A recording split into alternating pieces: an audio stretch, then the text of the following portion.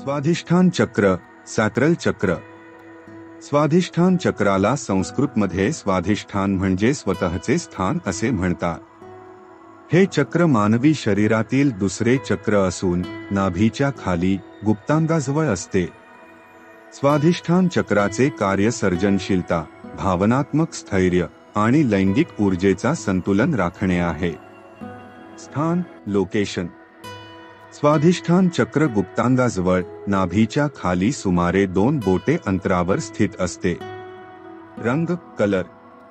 स्वाधिष्ठान चक्राचा रंग नारंगी आहे. हा रंग सर्जनशीलता, उत्साह आणि आनंद यांचे प्रतीक मानला जातो. तत्व, एलिमेंट. या चक्राशी पाणी तत्व संबंधित आहे. पाणी हे बदल, प्रवाहीपणा आणि शुद्धीकरणाचे प्रतीक आहे. मूल मंत्र, सीड मंत्रा. मंत्र वम. स्वाधिष्ठान चक्र सक्रिय करण्यासाठी आणि संतुलित ठेवण्यासाठी वम मंत्राचा जप केला जातो.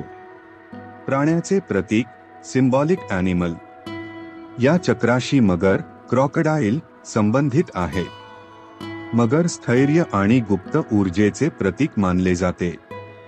मुख्य कार्ये, फंक्शन्स. 1. सर्जनशीलता, कल्पनाशक्ती आणि कलात्मकता विकसित करणे. 2. भावनात्मक संतुलन, भावनांचे योग्य प्रकारे व्यवस्थापन आणि त्यांची अभिव्यक्ती. 3. लैंगिक ऊर्जेचा संतुलन, शारीरिक संबंधांशी संबंधित संतुलित दृष्टिकोन राखणे.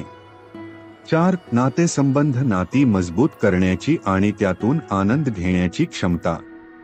5. आनंद, जीवनात साध्या गोष्टींमध्ये आनंद शोधण्याची क्षमता. स्वाधिष्ठान चक्र असंतुलित असल्यास परिणाम, इम्बॅलन्स इफेक्ट्स. अधून चक्र, ओव्हरॅक्टिव्ह चक्र. अतिमोह, भावनिक असंतुलन आणि गैरवर्तन. लैंगिक ऊर्जेचा अतिरेक किंवा गैरव्यवहार. अल्पचक्र, अंडरॅक्टिव्ह चक्र. कल्पनाशक्ती कमी होणे, सर्जनशीलतेचा अभाव. न्यूनगंड किंवा भावनिक दडपण. नातेसंबंधांमध्ये तणाव. स्वाधिष्ठान चक्र संतुलित करण्यासाठी उपाय, बॅलन्सिंग टेक्निक्स. 1. योगाभ्यास. Bhujangasana, cobra pose. Baddhakonasana, butterfly pose. 2. ध्यान, मेडिटेशन. ध्यान करताना नारंगी रंगाचा प्रकाश स्वतःभोवती असल्याची कल्पना करा. वम मंत्राचा जप करा. 3. प्राणायाम. दीर्घ श्वसन, डीप ब्रीदिंग तंत्रांचा उपयोग. 4. Creative activities.